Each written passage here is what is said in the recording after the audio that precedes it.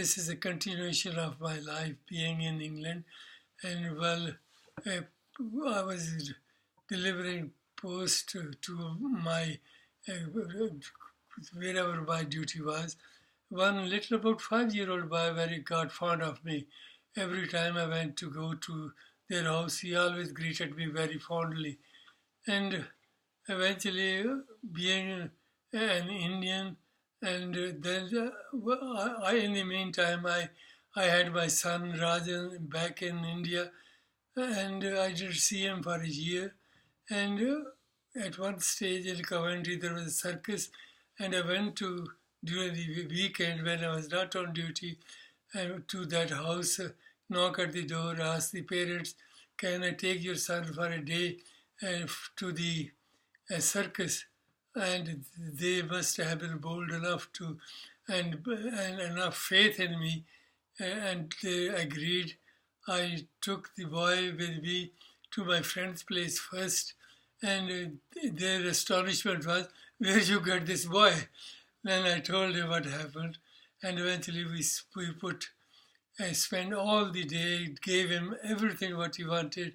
He was a very happy boy, and eventually at the end I returned him to his parents.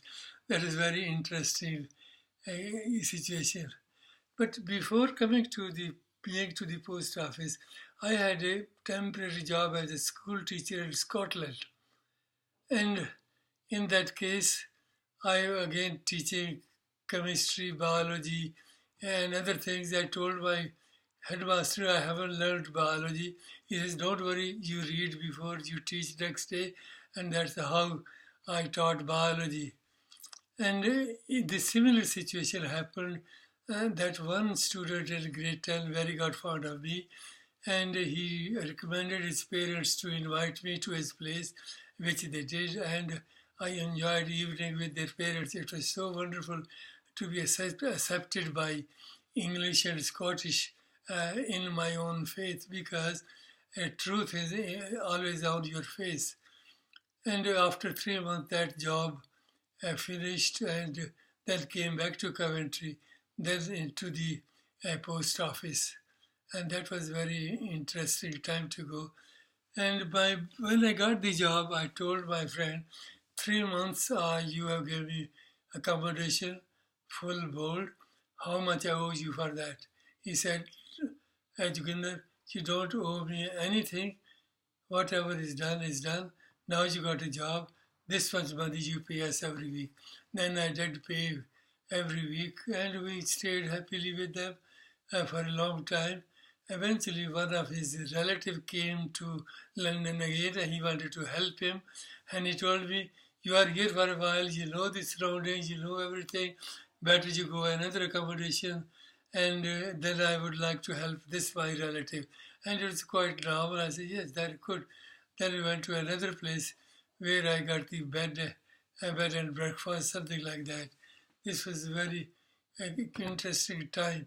While I was a postman, I started corresponding with Australian National University and Monash University, Melbourne, for my doctorate. And there was nothing else coming up. Eventually, when I was still a postman, got the offer from Southampton University that I have been offered as a scholarship, £250 a year, to do my PhD, which I accepted very gladly. In the meantime, while my corresponding in Australia, ANU said, we don't want you here. Your application is rejected." And so where we send your thesis of MSc? I said, "Send it to Monash University, Melbourne." Somehow or other that they didn't receive my thesis on time, and Monash University told me that your application has been rejected as well. And there was nothing I could do because I accepted one. But after a while, few weeks, Monash University sent me another letter that your thesis has been received. We are reconsidering your application. So that way, I was a bit more relieved. And as compared to £250 scholarship in England, in Australia it was £1,000 And I thought, why I would stay here in miserable weather and everything, and went for Australia. And my first flight from, and before we go to Australia, because my work was very short, I never had enough money to buy the ticket, and I went to the World Bank to pay me loan. But how can they give you when leaving the country? Then my friend, who always helped me, he paid me £250, which was short of the ticket, and we bought the ticket from London to Melbourne. And being in Melbourne airport, and I thought, how I'm going to the university? I didn't know anybody. While I'm coming out of customs, on the speaker came saying, Mr. Joseph, so and so is waiting for you. I went there. He introduced himself to me. I'm so and so. I will take you to Monash University. So that was a very easy way to go there. And he took me to a halls of residence. And the university paid 4 weeks full board in halls of residence. And after that, I looked for accommodation privately. And there my life started as a research scholar at Monash University in October 1963. And of course, my research has always been on my mind, and worked day and night, and did very well, got along well with my supervisor. He invited me to his house for dinner. He took me to the beach for a swim, and all those things that he would do for normal Australian students. And he was not easy to get along, as I was told. And one fellow from New Zealand who was a student, he left before getting a PhD. But somehow or other, I got along with my supervisor. His name was Dr. Frank Eastwood. He was very kind to me. And his habit was to come to see my progress during lunchtime. And once I missed him, then I thought, why I have to go lunch at lunchtime? I stay, wait for him and discuss what is going on about the project. And then he goes away and I have a lunch afterwards. And that made him happy, made me happy. This was a very interesting time. And being in Melbourne, Monash, and the only Indian initially, then came another fellow from Kenya, Prem Feki. He came to do his PhD in chemistry while I was doing PhD. He was doing PhD in physics, where I was doing in chemistry.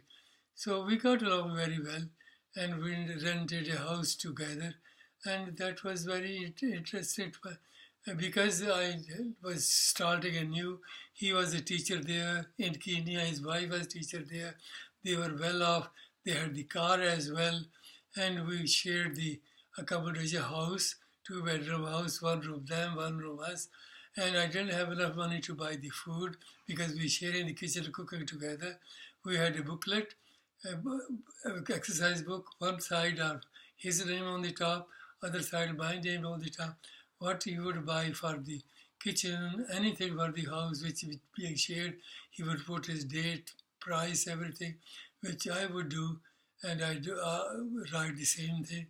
But at the end of the month, my contribution was so less, and as compared to him, we add together and then divide together. Whatever I owe him, then pay at the end of the month.